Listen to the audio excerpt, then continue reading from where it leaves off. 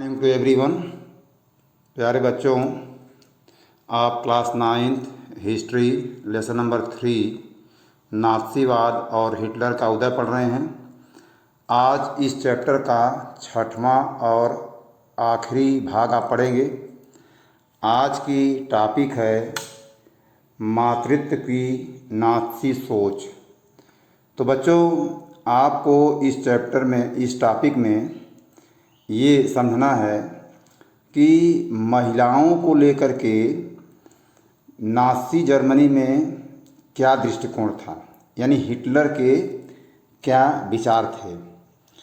तो आप पाएंगे कि नाज़ी जर्मनी में प्रत्येक बच्चे को बार बार यह बताया जाता था कि औरतें बुनियादी तौर पर मर्दों से भिन्न होती हैं, और उन्हें यह समझाया जाता था कि औरत मर्द के लिए समान अधिकारों की मांग करना भी गलत है। यह चीज़ें समाज को नष्ट कर देंगी। इसी आधार पर लड़कों को आक्रामक, मर्दाना और पत्थर दिल होना सिखाया जाता था, जबकि लड़कियों को यह कहा जाता था कि उनका फ़र्ज एक अच्छी माँ बनना और शुद्ध आर रक्त वाले बच्चों को जन्म देना है। तो बच्चों, महिलाओं को लेकर जो हिटलर और उसकी पार्टी के विचार थे वह आप पढ़ रहे हैं, और उसमें आप समझेंगे कि और क्या क्या उनकी सोच थी या महिलाओं को लेकर उनके विचार थे। तो नाज़ी जर्मनी में नस्ल की शुद्धता बनाए रखने, यहूदियों से दूर रहने, घर संभालने और बच्चों को नाज़ी मूल्य मान्यताओं की शिक्षा देने का दायित्व माताओं को ही सौंपा गया था, और महिलाओं को ही, यानी माताओं को ही आर्य संस्कृति और नस्ल की ध्वजवाहक भी माना जाता था। और 1933 में हिटलर ने तो यहाँ तक कहा था कि मेरे राज्य की सबसे महत्वपूर्ण नागरिक माँ है। लेकिन ध्यान देना है कि सारी जो माताएं थीं उनके साथ एक जैसा व्यवहार नहीं होता था। तो जो औरतें नस्ली तौर पर अवांछित बच्चों को जन्म देती थीं उन्हें दंडित किया जाता था। अवांछित का मतलब ये जो मानसिक रूप से या शारीरिक रूप से अक्षम बच्चे जो होते हैं उनके लिए वो अवांछित शब्द का इस्तेमाल करता था, और वांछित दिखने वाले बच्चों को जन्म देने वाली महिलाओं को इनाम दिया जाता था। तो यह थी जो है जर्मनी में हिटलर की महिलाओं के प्रति सोच। और बच्चों, वह अपनी सोच को किस तरह से क्रियान्वित करता था यह भी देख लीजिए कि वांछित दिखने वाले बच्चों को जन्म देने वाली माताओं को इनाम दिए जाते थे। दुकानों में उन्हें ज़्यादा छूट मिलती थी। थिएटर व रेलगाड़ी के टिकट उन्हें सस्ते मिलते थे। और हिटलर ने खूब सारे बच्चे पैदा करने वाली माताओं के लिए तमगे देने का भी इंतज़ाम किया। तमगा यानी कि मेडल। तो जिस तरह के तमगे सिपाहियों को दिए जाते थे उसी तरह के तमगे, मेडल जो है महिलाओं को भी नाज़ी जर्मनी में दिया जाता था। तो 4 बच्चे पैदा करने वाली माँ को कांसे का मेडल, 6 बच्चे पैदा करने वाली माँ को चांदी का मेडल, और 8 या उससे ज़्यादा बच्चा पैदा करने वाली महिलाओं को सोने का तमगा यानी मेडल दिया जाता था। लेकिन ध्यान रहे कि जो महिलाएं ऐसा मतलब हिटलर के विचारों के अनुरूप बच्चों को जन्म नहीं देती थीं या अवांछित बच्चों को जन्म देती थीं उनको जो है कि कड़ा दंड भी दिया जाता था।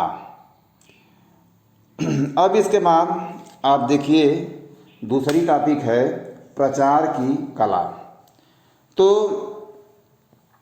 जो नाज़ी थे उनके प्रचार, वो अपने विचारों का प्रचार किस तरह से करते थे, इसको भी आपको यहाँ पर समझाना है। नासी जो है कि बड़े, नासी बार बार शब्द का मैं प्रयोग कर रहा हूँ। आप नासी का मतलब जो हिटलर की पार्टी थी, जो उसके विचारधारा के अनुयायी थे, उन्हीं के लिए हम नासी शब्द का इस्तेमाल कर रहे हैं। तो नासी एक विशेष विचारधारा वाले लोगों के लिए यहाँ पर इस्तेमाल हो रहा है, जो कि जर्मनी में देखा जाता था। तो नासी शासन ने भाषा और मीडिया का बड़ी होशियारी से इस्तेमाल किया और उसका फ़ायदा भी उठाया। नासी जो थे, उन्होंने अपने तौर तरीक़ों को बयान करने के लिए जो शब्द ईजाद किए थे, वे न केवल भ्रामक थे यानी भ्रमित कर देने वाले, बल्कि दिल दहला देने वाले भी शब्द थे। अब देखिए, नासियों ने अपने दस्तावेजों में कभी भी हत्या या मौत जैसे शब्दों का इस्तेमाल नहीं किया। वे सामूहिक हत्याओं के लिए विशेष व्यवहार शब्द का इस्तेमाल करते थे। यहूदियों को यदि सामूहिक मौत देना है तो अंतिम समाधान शब्द का इस्तेमाल करते थे। विकलांगों को यदि मौत की सज़ा देनी है तो उसके लिए यूथनेजिया शब्द का इस्तेमाल करते थे। चयन और संक्रमण मुक्ति आदि अन्य शब्दों का भी इस्तेमाल होता था। इवैक्यूएशन यानी खाली कराना। तो खाली कराना का आशय क्या है? लोगों को गैस चैम्बरों में ले जाकर उन्हें मार देना। इसको वो इवैक्यूएशन शब्द के रूप में लोगों को बताते थे। तो आपको यह भी पता होना चाहिए कि गैस चैम्बरों को उस समय संक्रमण मुक्त क्षेत्र कहा जाता था, और गैस चैम्बर जो कि लोगों को सामूहिक रूप से मारने के लिए बनाए गए थे, वे स्नान घर जैसे दिखते थे और उसमें नकली फव्वारे भी लगे होते थे। तो बच्चों, शासन के लिए समर्थन हासिल करने और नासी विश्व दृष्टिकोण को फैलाने के लिए नासियों ने मीडिया का बहुत सोच समझकर इस्तेमाल किया, और नासी विचारों को फैलाने के लिए तस्वीरों, फिल्मों, रेडियो, पोस्टरों, आकर्षक नारों और इश्तहारी पर्चों तक का इस्तेमाल खूब किया गया। और पोस्टरों में जर्मनों के दुश्मनों की रटी रटाई छवियां दिखाई जाती थी, उनका मजाक उड़ाया जाता था, उन्हें अपमानित किया जाता था, उन्हें शैतान के रूप में पेश किया जाता था। और जो नासी विचारधारा से भिन्न विचारधारा वाले लोग थे जर्मनी में, जैसे समाजवादी हैं या उदारवादी हैं, उनको कमज़ोर और पथभ्रष्ट तत्वों के रूप में प्रस्तुत किया जाता था। उन्हें विदेशी एजेंट कहकर बदनाम किया जाता था। प्रचार फिल्मों में यहूदियों के प्रति नफरत फैलाने पर जोर दिया जाता था। तो द इटर्नल जीव, अक्षय यहूदी, इसी तरह की सबसे कुख्यात फिल्म मानी जाती है, जिसमें कि यहूदियों के प्रति नफरत फैलाने का काम किया गया है। तो परंपरा प्रिय यहूदियों को खास तरह की छवियों में पेश किया जाता था। उन्हें दाढ़ी बढ़ाए और काफ्तान यानी चोगा पहने दिखाया जाता था, जबकि वास्तव में यहूदियों और बाकी जर्मनी के लोगों में कोई भिन्नता नहीं थी, और उन्हें केचुआ, चूहा और कीड़ा जैसे शब्दों से संबोधित किया जाता था। तो उनकी चाल ढाल की तुलना कुतरने वाली छछूंदर जीवों से की जाती थी।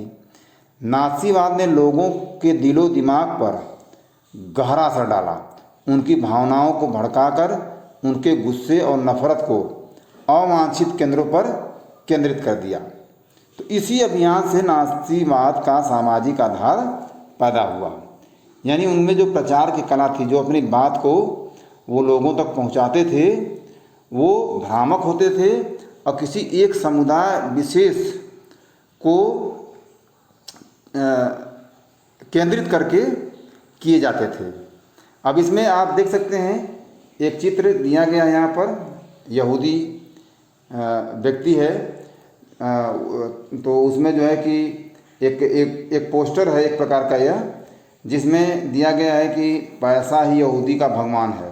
पैसे के लिए वह भयानक अपराध करता है, तब तक चैन से नहीं बैठता जब तक कि नोटों से भरे बोरे पर न बैठ जाए, जब तक कि वह पैसे का राजा न हो जाए। तो यहूदियों को इस तरह से बदनाम किया जाता था।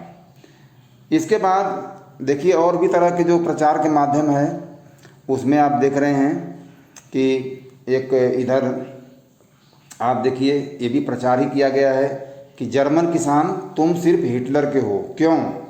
आज जर्मन किसान दो भयानक पाटों के बीच पिस रहा है, एक खतरनाक अमेरिकी अर्थव्यवस्था यानी बड़े पूंजीवाद का, और दूसरा बोल्शेविज्म की मार्क्सवादी अर्थव्यवस्था का जो कि रूस में थी।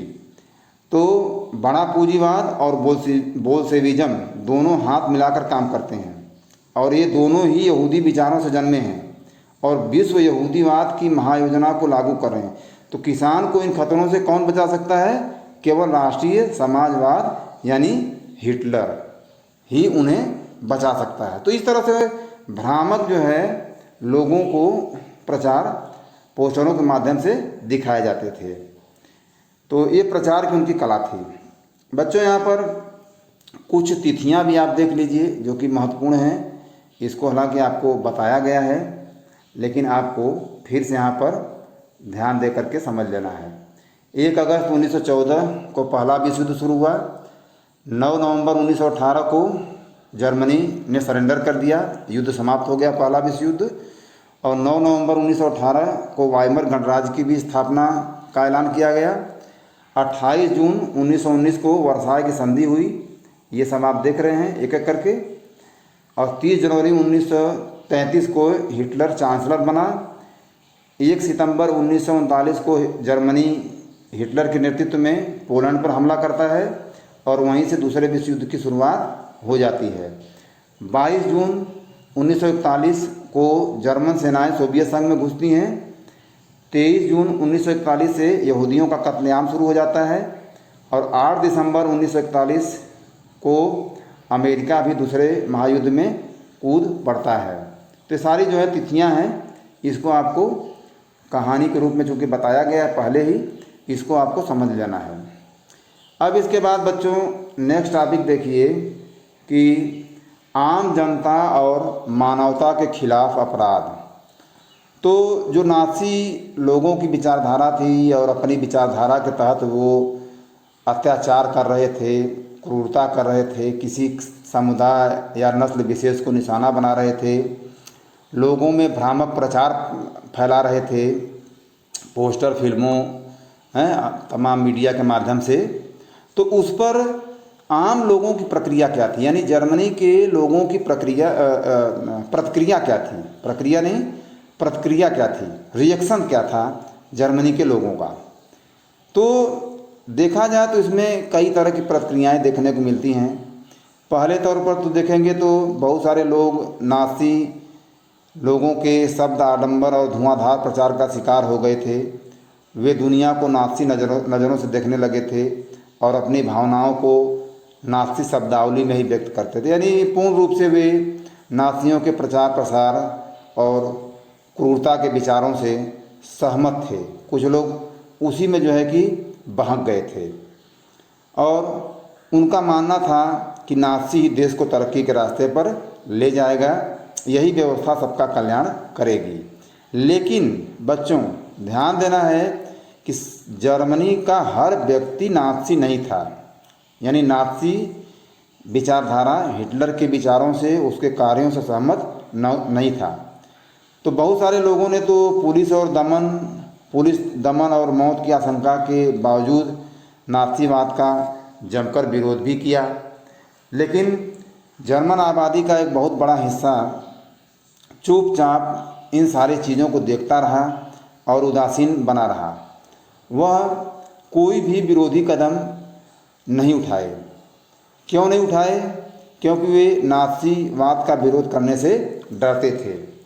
तो वे अपने दिल की बात कहने के बजाय, विरोध करने के बजाय, बहुत सारे जर्मन जो थे वे इन घटनाओं से अपनी आँख फेर लिए थे और उस पर ध्यान नहीं देते थे। लेकिन पादरी निम्योलर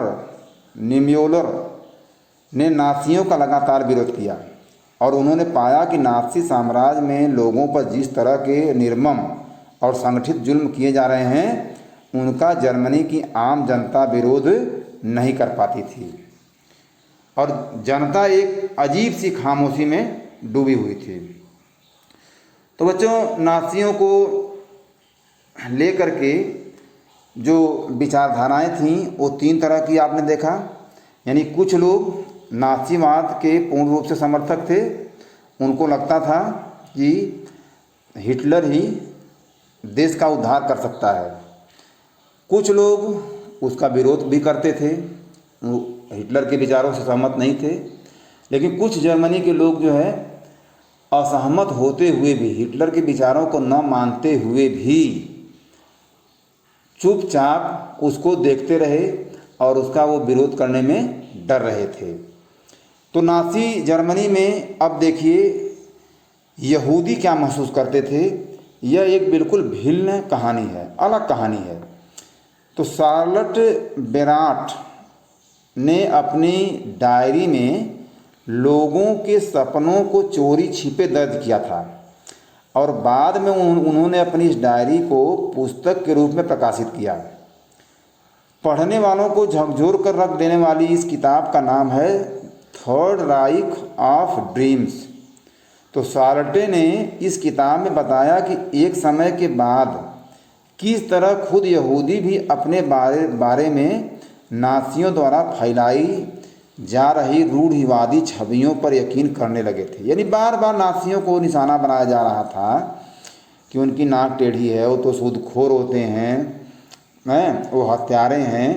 तो इतना ज़्यादा प्रचार जो है कि जर्मनी में हिटलर के द्वारा किया गया कि वे खुद ही अब धीरे धीरे महसूस करने लगे कि नहीं, वो तो वैसे ही हैं। तो इस तरह से जो है कि आप देखेंगे कि नेक्स्ट टॉपिक है महाध्वंस यानी होलोकास्ट। महाध्वंस क्या है, इसको आपको समझना है, जिसको अंग्रेजी में होलोकास्ट कहा जाता है। तो वास्तव में देखा जाए तो नाज़ियों ने जर्मन साम्राज्य में यहूदियों और तमाम नस्लीय समुदायों के विरुद्ध जो खूंखार कुकृत्य किया था, जो बहुत अत्याचार किया था, उसकी जानकारी मतलब जो द्वितीय विश्व युद्ध चल रहा था उसके आखिरी वर्षों में धीरे धीरे लोगों को यानी दुनिया को पता चलने लगी।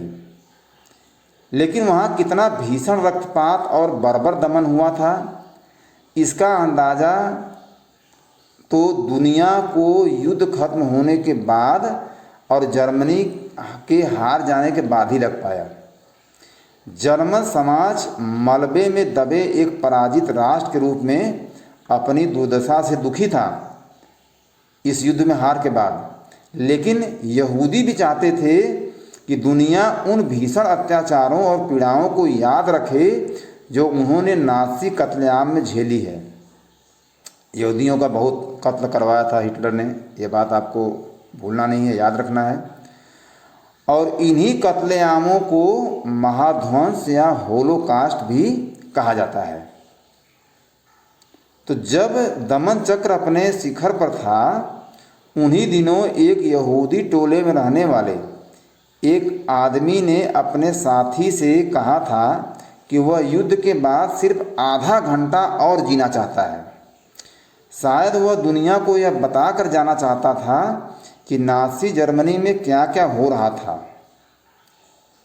तो बच्चों, जो यहूदी थे उनकी पीड़ा को आप समझ सकते हैं कि उन पर कितना अत्याचार हुआ था। और यहाँ पर आप एक जो है कि चित्र देखिए, जो ये जो नाज़ी थे उनके द्वारा जो कृत्य किया गया था वो एक कंटेनर में बाद में मिला था। ये वारसा घेटों के निवासियों ने दस्तावेज इकट्ठा किए और उन्हें दूध के 3 टीनों में रख दिया।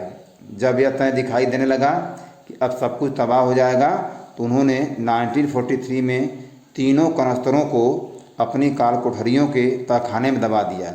इसमें कुछ नहीं है, इसमें कोई सोना चांदी नहीं रखा है।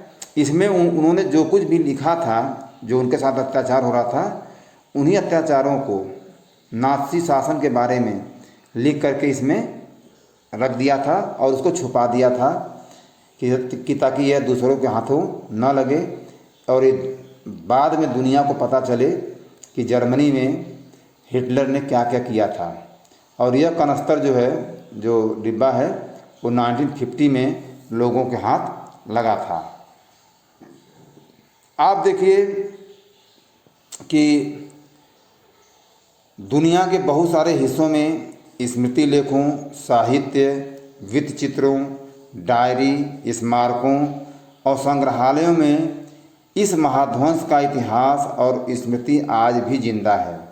ये सारी चीज़ें उन लोगों के लिए एक श्रद्धांजलि है जिन्होंने उन स्याह दिनों में भी प्रतिरोध का साहस दिखाया और नाज़ी शासन के बारे में लिखा और दुनिया को बताया। उन लोगों के लिए भी ये सारी बातें शर्मनाक यादगार हैं जिन्होंने ये जुल्म ढाए, और उनके लिए चेतावनी की आवाज़ें हैं जो खामोशी से ये सब देखते रहे। तो बच्चों, शायद यदि कुछ लोगों ने साहस नहीं दिखाया होता तो नाज़ी जर्मनी में क्या क्या हो रहा था वो किसी को पता भी नहीं चलता।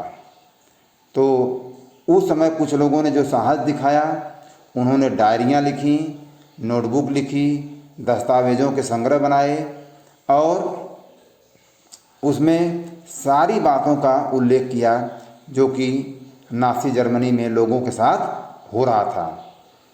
और जब वो ये जान गए कि अब जर्मनी की पराजय होगी, तो उन्होंने इन चीज़ों को छुपा दिया और धीरे धीरे ये चीज़ें दुनिया को पता चल गई। बच्चों, 23 जुलाई 1939, 23 जुलाई 1939 का ये गांधी जी का पत्र है जिसमें उन्होंने हिटलर को युद्ध न करने या विश्व युद्ध को रोकने जैसी बात का उल्लेख किया है। ये लेटर है गांधी जी का हिटलर को, एक नहीं बल्कि 2 लेटर है। इसको आप जो है पढ़ेंगे। एक लेटर जो कि आप देख रहे हैं 24 दिसंबर 1940 का भी है। इसमें गांधी जी ने क्या कहा था ये आप पढ़ेंगे। बच्चों, इसके साथ ही आपका ये चैप्टर समाप्त होता है। आप सारे प्रश्न उत्तर इसका पूरा करेंगे और साथ साथ जो है सबमिट करेंगे। तब तक के लिए हम लोग ये ध्यान रखें कि पूरे चैप्टर का आपको नोट्स भी तैयार करना है। अभी वैसे आपको एक वीडियो और प्रेषित किया जाएगा जिसमें इस अध्याय के सिर्फ और सिर्फ प्रश्न उत्तर, जो महत्वपूर्ण प्रश्न उत्तर हैं, उन पर चर्चा की जाएगी ताकि आप सभी की विषय वस्तु और भी ज़्यादा स्पष्ट हो सके। तो तब तक के लिए सभी को धन्यवाद।